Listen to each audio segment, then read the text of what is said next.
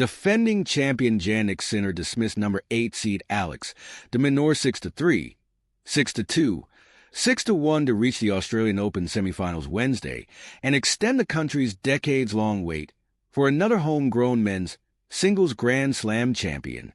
Sinner, whose Grand Slam breakthrough came in last year's tournament at Melbourne Park, will take on American and number 21 seed Ben Shelton with his sights set on a third major trophy after also lifting the U.S. Open title in September.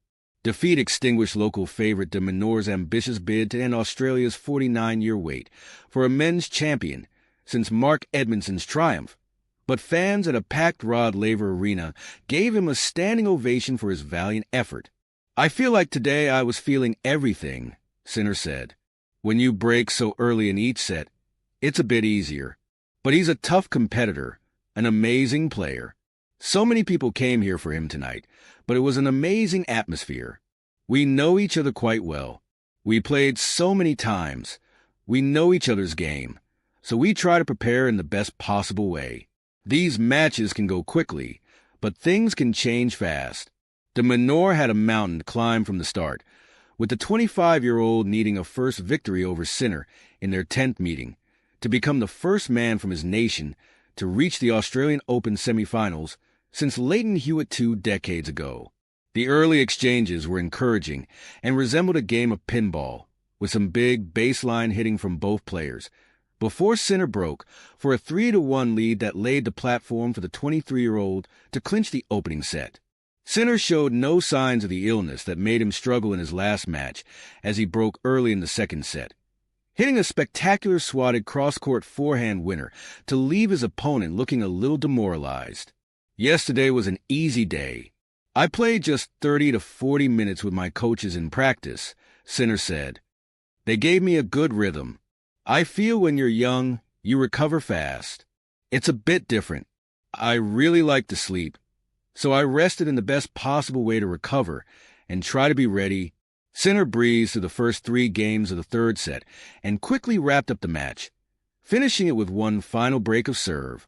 In the earlier match, it was Shelton's opponent, Lorenzo Sonigo, who produced the shot of the tournament, diving to his left for a volley with so much spin that the ball bounced on one side of the net, then floated back over to the other, but it was the American who ended up with the victory.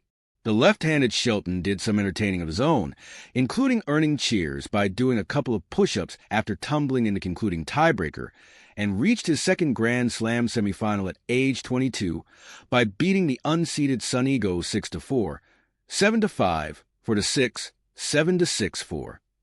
"I'm relieved," Shelton said.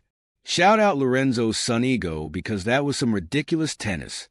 As good as Shelton is with his serves and forehands, his improving return game is a significant part of what carried him to the Final Four at the Australian Open for the first time. He did just enough in that department, accumulating 11 break points and converting 3 against Sonigo, an Italian-ranked 55th. Shelton entered the match coming through on 52% of his break chances, the highest rate among the 8 men's quarterfinalists. The crowd-pleasing factor was high for Shelton versus Sonigo, who never before had made it this far at a major. Sonigo went 67-4-90 on trips to the net, and his highlight reel volley came at the outset of the second set. It was so remarkable that Shelton acknowledged the effort by offering a congratulatory handshake. There was another terrific shot by Sonigo in the fourth set, when he raced with his back to the net and spun to hit a hook shot of sorts that resulted in a winner. It's Shelton, though, who will get to keep playing in Melbourne this year.